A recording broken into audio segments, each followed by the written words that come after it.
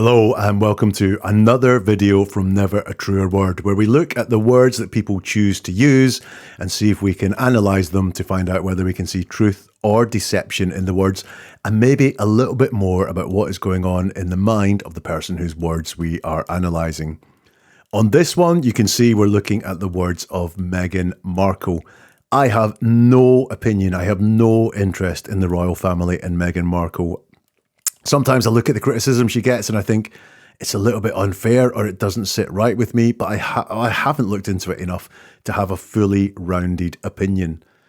However, I could not fail this week to notice that she'd launched a new podcast and it was attracting some controversy. I saw this story about her being caught lying, and I heard a clip of the audio of her telling this story, and my gut instinct said, that doesn't sound quite right to me. So what better time to look at her words and see if we can analyse them and find truth or lies. So we're going to look for some deceptive markers or lack of them in the words that she uses. Spotting a deceptive marker does not mean that she is lying in the story, not at all. However, the more deceptive markers we spot, or if we spot one deceptive marker but quite a few times, the more chance that there's more going on in underneath what she's saying, that she's using some deception in her words. So let's look at the words. She starts with, just like when we went out on our tour to South Africa, we landed with Archie. Archie was what, 4.5 months old? And the moment we landed, we had to drop him off at this housing unit that they had us staying in. He was going to get ready to go down for his nap. We immediately went to an official engagement in this township called Nyanga. And there was this moment where I'm standing on a tree stump and I'm giving this speech to women and girls. And we finish the engagement, we get in the car, and they say there's been a fire at the residence. What? There's been a fire in the baby's room? What? The first thing I want you to look at here is Meghan using the past tense, exactly what we would expect if someone is telling a story and recalling events that have happened in the past. It's just what we would expect. And she uses it. We went on our tour to South Africa. We landed with Archie. Archie was what? 4.5 months old? The moment we landed. So she's using the past tense exactly as we'd expect to describe past events. The other thing I was drawn to was her use of the word this. We had to drop him off at this housing unit, this township, this speech. And the use of the word this against those things suggests disdain to me. Let me explain. Suppose you have to call a call centre because you make a complaint and you're talking about the experience to someone afterwards, and the person at the other end of the line has been really helpful and solved your complaint. You would use articles and say things like, the woman on the phone could not have been more helpful, or I talked to a man who just knew exactly what I was talking about and sorted it out straight away. That's how you would talk about them. If your complaint hadn't been resolved and you felt like the person on the other end of the phone couldn't have cared less, you would say, I spoke to this woman and she would not listen, or this man told me I was all wrong about what I was saying. You'd use the word this to show distance from the person and disdain for the person. And I pick up here a lot of disdain from Meghan in the things that were arranged for her to do. Drop off at this housing unit we were staying in. We had to go to this township and I was giving this speech to women and girls. Just think about how she would explain these things differently if she felt better about them. We went to a charming township. I was giving a speech to women and girls, but no, they are all this. And remember the past tense that I spotted? Look at the present tense here. And why is she using present tense to talk about past events?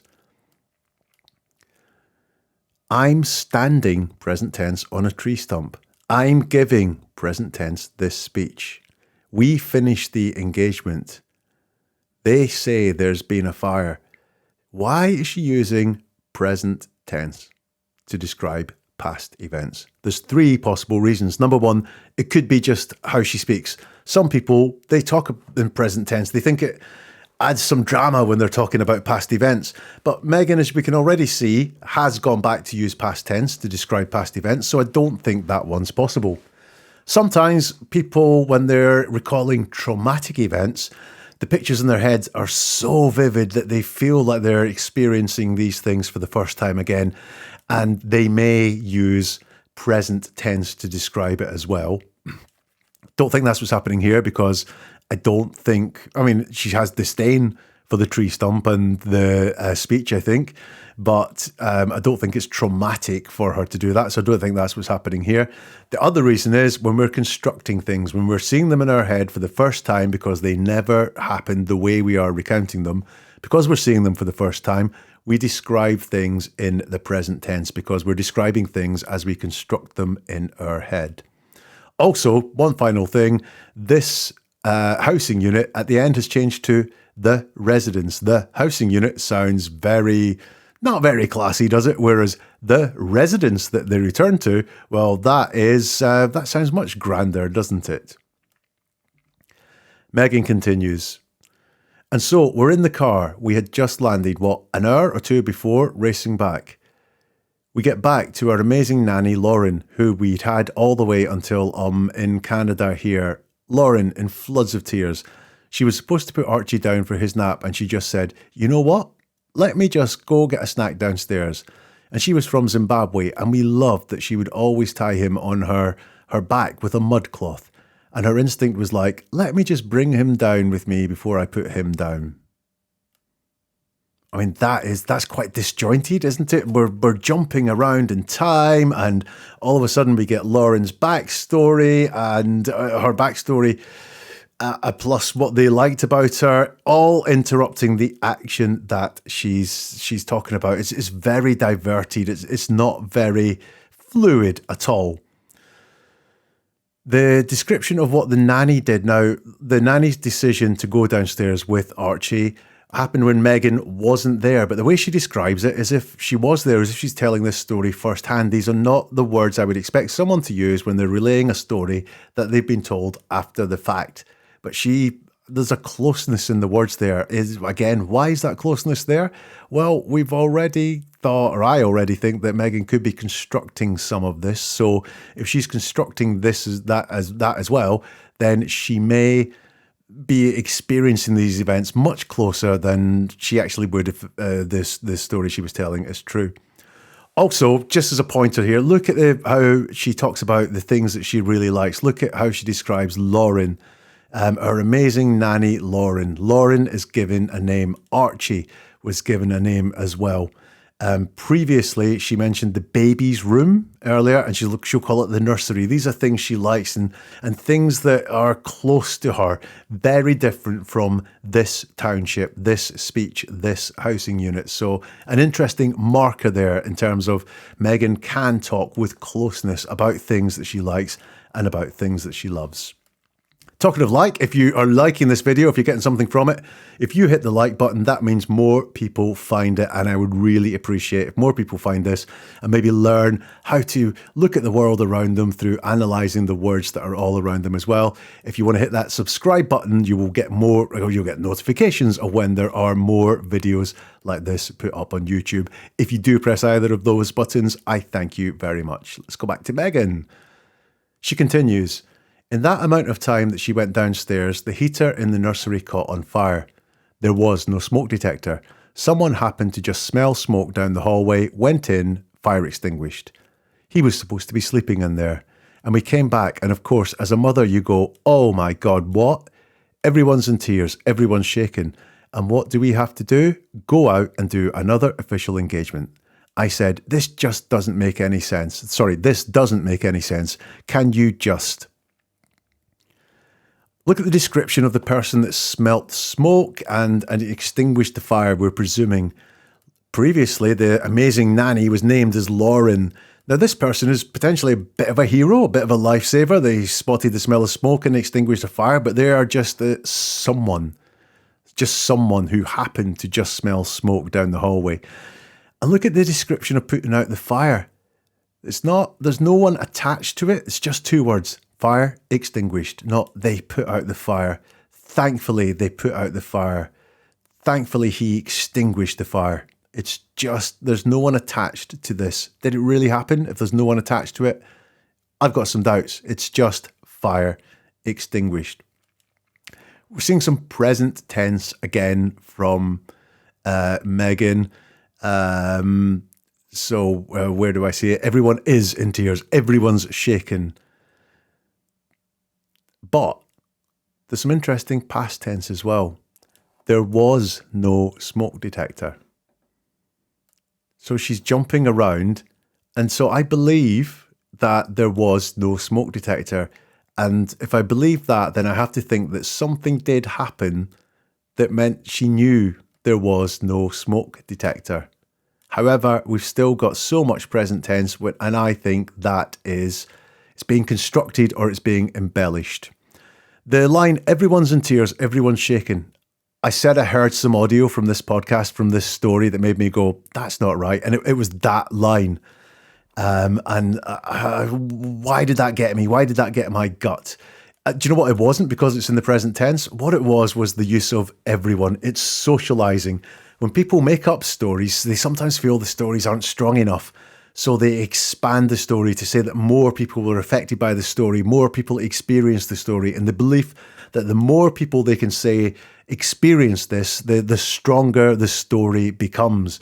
The only problem is it's not very believable. I mean, I don't believe everyone was in tears because of a fire that was extinguished. I believe that many people would be shaken, but everyone in tears, I don't believe that. I don't think that's a truthful recounting of the facts.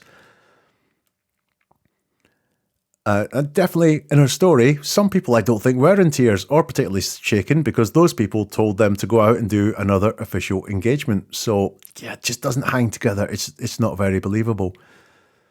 And then some interesting things here. Meghan says, as a mother, you go, oh my God, what? She doesn't say what she did. She tells you what you would do. You would go, oh my God, what? Again, I think this is a similar principle. She wants you to experience the story, not her. She doesn't say that she went, oh my God, what? She doesn't even say she was in tears, or she doesn't say she was shaken. She goes to other people to experience these things, to convey the experience of these things. So while she may well have felt shaken, she may well have been in tears, she may well have said, oh my God, she hasn't said it. And why? One of the reasons is that she doesn't have the words to express that. She's just going out to what you would do and what everyone was doing. I was like, can you just tell people what happened? And so much, I think, optically. The focus ends up on being how it looks instead of how it feels. And part of the humanizing and the breaking through of these labels and these archetypes and these boxes that we're put into is having some understanding on the human moments behind the scenes that people might not have any awareness of, and to give each other a break, because we had to leave our baby. I don't understand it either, so do not worry. What I do notice is there's some past tense here. I was like, can you just tell people what happened? Because we had to leave our baby. So I'm believing that part of it more than I believe some of the things that are told in the present tense. The middle bit, the word dump that's there, I think that's her reason for telling the story. That is her bigger point that she wants to make. She doesn't make it very well, and she doesn't tie it into the story either. It sits apart from the story. She doesn't tie in the fire, what has happened, into this bigger point that she wants to make. I don't really understand what the bigger point is myself. She doesn't explain it very well, certainly for someone of my intelligence level. But I think that is why she's told this story, is this thing about humanizing and feeling and not being too worried about what it looks like.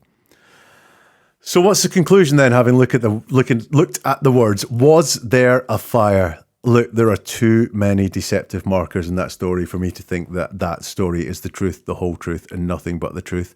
I don't believe there was a fire. I think you can divide this story fairly simply between the things that Meghan talks about in the past tense and the things Meghan talks about in the present tense. The past tense things I believe are true. I believe they happened. The present tense things I don't believe are so true. I think they're either constructed by Meghan for the purposes of telling the story, or they're embellished things. They are built on things that happen, but she has turned them up to 110% in order to make the point that she wants to make. And I think that pretty much is where the truth and the deception in this story is. So I think something did happen. I think the fact there was no smoke detector makes me think that something happened around smoke, but it was much more minor. There certainly, I don't think, was a fire involved in what happened. I think ultimately, Meghan, the disdain she shows for the engagements that that happened before the fire, or during the fire in air quotes, and afterwards, the disdain she shows, the dislike for them she shows, I think she was unhappy at having to do these things, wanted to use this minor incident as an excuse not to have to do those things, didn't get away with that, and she's not happy about that. That's what I think is the truth behind Meghan Markle's words. What do you think? Let's have a conversation in the comments below. If you go to the website neveratruerword.com, you can find lots of articles on people's words in the news and true crime and so on as well. You can upskill yourself in detecting deception. The Linktree address, which is in the description below this video as well, is where you can find everything on the socials. Hopefully on front of you right now is some more videos that you might like, and we will see you again sometime soon for Never a Truer Word.